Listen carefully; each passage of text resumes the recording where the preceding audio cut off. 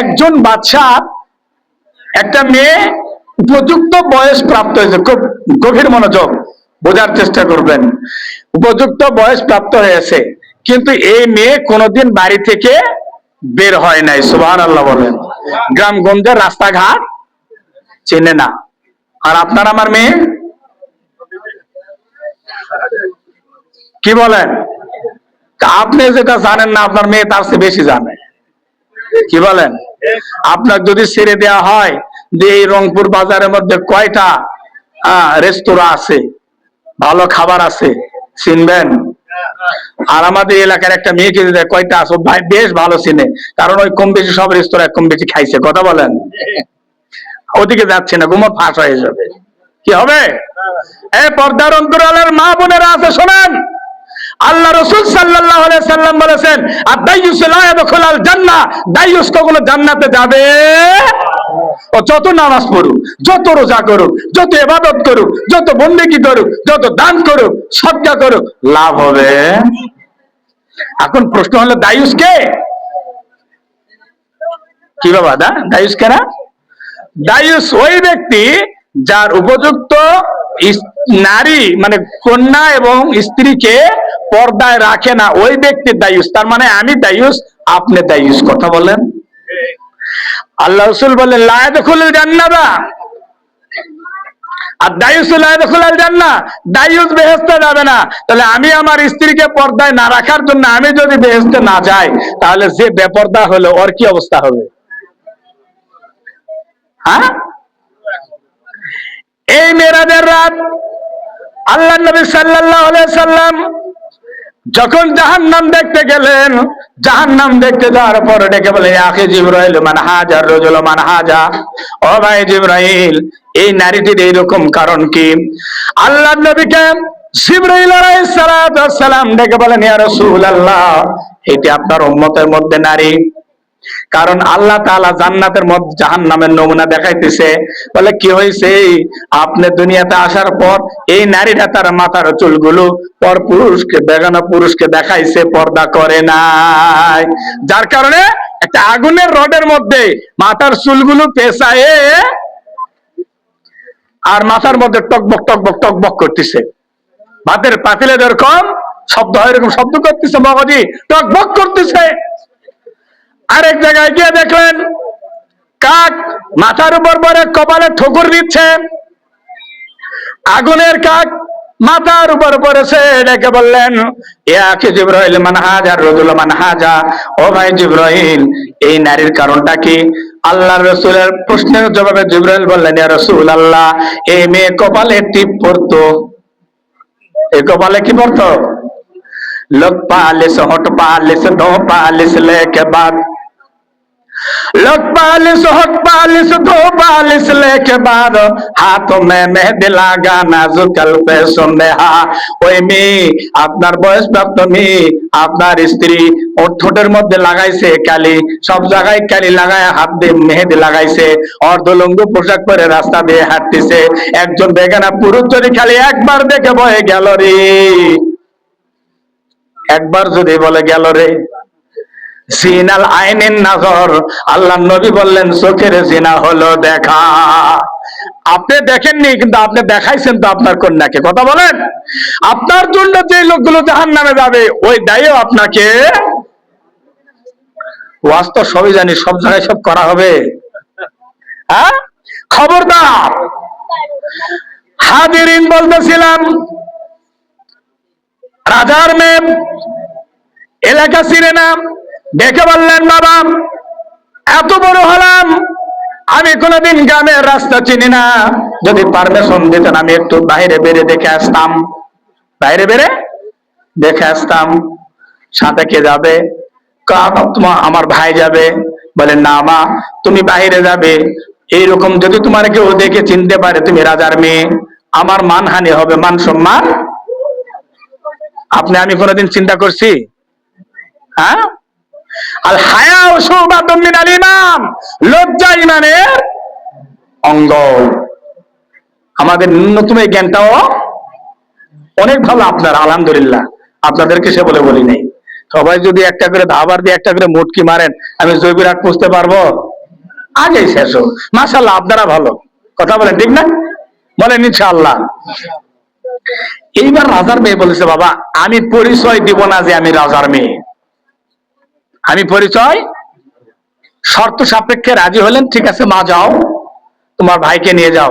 তো ছোট ভাইকে সাথে নিয়ে গেছে, নিয়ে যায় রাস্তায় ঘুরতে ঘুরতে দেখে মাঠে ফুটবল খেলতেছে কতগুলো যুবক।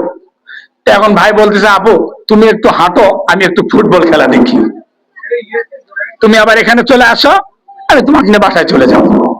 ব্যাস, ঘটনা ক্লিয়ার। ঠিক আছে, দেখো এইদিকে ফুটবল খেলা দেখতেছে ভাই, রাজকন্যা ওইদিকে চলে গেছে মহল্লাটা বেড়ে দেখতে।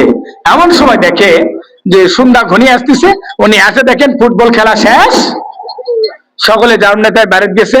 ভাই মনে করছে আমার বোন হয়তো এতক্ষণ বাড়ি চলে গেছে, গিয়ে দেখে বোন বাড়িতে।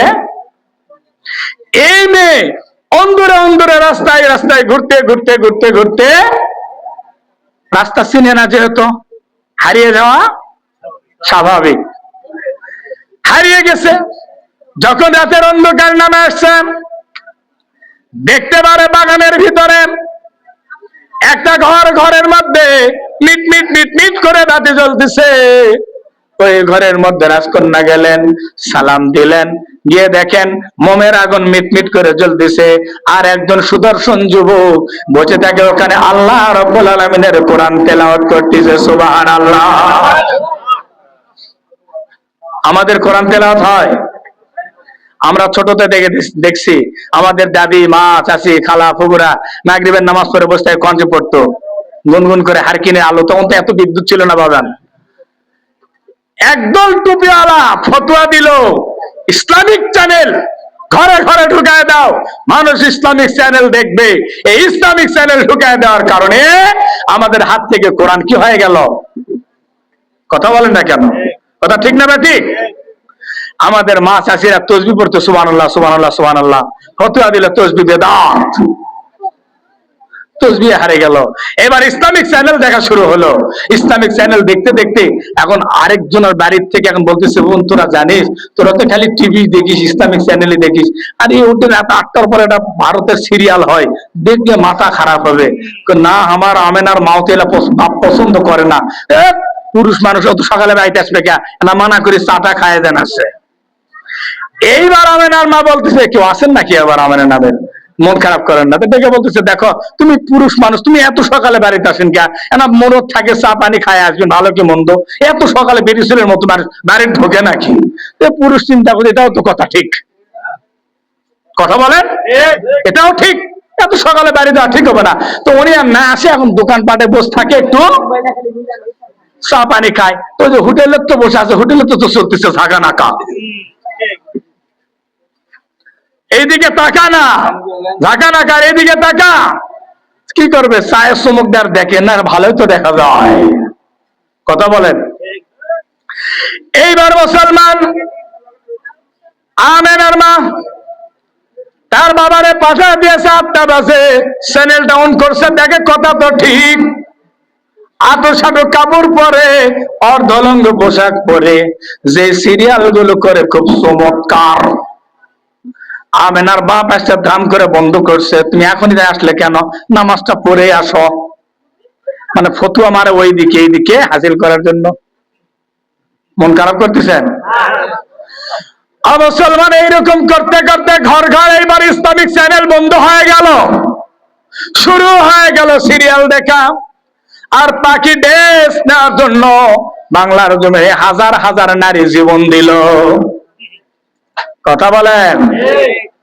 হাজিরিন, এইবার শুনে রাখেন, আমাদের কাছে কোরআন উঠে গেছে, এই জন্য বরকত উঠে গেছে।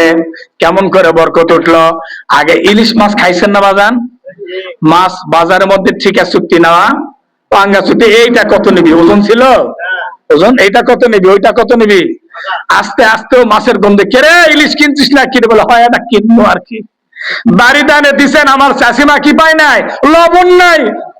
বুড়া ইলিশ নিয়ে আসছো, লবণ কোথায়, তেল কোথায়? তো পার্শ্বের বাড়ি ফেলে আসো, পার্শ্বের বাড়িতে না তেল ধার, একটু লবণ একটু মরিচ নিয়ে আসে, ইলিশ মাছ রান্না করছে। ওই খালাম্মার লেখাপড়া নাই, ঠিক মতো ময় মশলা পাই নাই, তেল পাই নাই, লবণ পাই নাই, খড়ি তো নাই। কথা বলেন না কে? ফুফা দিয়ে দিয়ে খুব কষ্ট করে আগুন জ্বালে ইলিশ মাছ রান্না করছে। ওই রান্নালি আসে খাচ্ছেন, যে গ্লাসে মুখ দিয়ে চমক দিচ্ছেন, পানি খাচ্ছেন, ওই গ্লাস সাবান দিয়ে 2-4 বার না ধুলে ইলিশ মাছের গন্ধ যায়? কথা বলেন যায়? ওই ইলিশ মাছ বাজারে আছে না নাই? তখন কিনেছেন 200, 150, 300 টাকা দিয়ে, আর এখন ওই ইলিশ মাছ 2400, 2300 টাকা কেজি। কথা বলেন ঠিক না? আপনার বাড়িতে যিনি রান্না করবেন, যে খালাম্মা, যে চাচি আম্মা রান্না করবেন, যে আপা রান্না করবেন, উনি হায়ার শিক্ষিত, খালি শিক্ষিত না, হায়ার শিক্ষিত। উনি রান্না করলেন, মশলা উন্নত মানের, গুঁড়া রাঁধুনি গুঁড়া মশলা। কথা বলেন? তখন আমাদের খালাম্মা যখন রান্না করেছে, তেলের দোয়াতের মুখত লোক দিয়ে ওই কয়েক ফোঁটা ফেলাইছে, আর এখন খালি বোতল গোল গোল করে ঢালাই দিচ্ছে। কিন্তু মাছের টেস্ট আছে? আছে। নিয়ামত কমিছে না বাড়িছে? কথা বলেন, কমছে না বাড়ছে? শিক্ষিত মেয়ে রান্না করছে, ঘ্রাণ নাই। অশিক্ষিত মা চাষি রান্না করছে, ঘ্রাণে খাইতে। হাজিরিন, এই বাচ্চার কন্যা সালাম যখন দিলেন, যুবক ছেলে কোরআন তেলাওয়াত বন্ধ করে দিয়ে বললেন, বোন কে আপনি? রজনী হয়ে গেছে গভীর, আপনি কেন আসছেন, কি হয়েছে? উনি বললেন, যেই হই না কেন, আমার একটু জায়গা দেন, আজকে থাকার জন্য আপনার এখানে দেওয়া যাবে কিনা? আমি আপনার পাশে একটু থাকতে চাই, আপনার রুমে থাকতে চাই। সকালবেলা উঠে আমি চলে যাব, আমার পরিচয় জানতে চাবেন না। যুবক ছেলেটাকে বললেন, ঠিক আছে, থাকতে পারবেন, আপত্তি নাই। উনি কি করলেন, ঘরের মধ্যে পর্দা লটকায় দিয়ে ওই রাজকন্যারে বেডের শোয়া দিলেন। আর উনি কি করলেন, পার্শ্বে এক জায়গায় বসে আল্লাহর কোরআন তেলাওয়াত করা শুরু করলেন। বলেন সুবহানাল্লাহ। তেলাওয়াত করতেছে, কিন্তু শয়তান ওদিকে ধোঁকা দেয়। কে? কে? শয়তান ধোঁকা দিচ্ছে। এত সুন্দর নারী ঘরের মধ্যে থেকে বোকা, তুই কোরআন পড়িছে না, আর জীবনে সুযোগ পাবি না, যা। এই কথা যখন ওনার মনে হয়ে গেল, ওই নারী এখন শুধু কোরআন পড়া দেখে, কাপড়ের ফাঁক দিয়ে দেখে, পর্দার ভিতর থেকে লক্ষ্য করে ওই ছেলে কোরআন পড়তে পড়তে হাতের আঙ্গুলটার মোমের আগুনের মধ্যে দিয়ে পুড়তিছে। মোমের আগুনের দিয়ে হাতের আঙ্গুল পড়তিছে। কিছুক্ষণ পর আবার পড়তেছে, আবার শয়তান মনের মধ্যে উদয় দিলেন, আবার আগুনের মধ্যে আরেক লোক দিলেন। এরকম করতে করতে 5টা আঙ্গুল পুড়ে ফেললেন। রাত্রি পোহায় গেল। এইবার বললেন, এই যুবক ছেলে, বলো তো বাদশার বাড়ি কোন দিকে? উনি বললেন, এই সামনের দিকে গিয়ে অমুক দিকে তাকালে বাদশার বাড়ি পাবেন।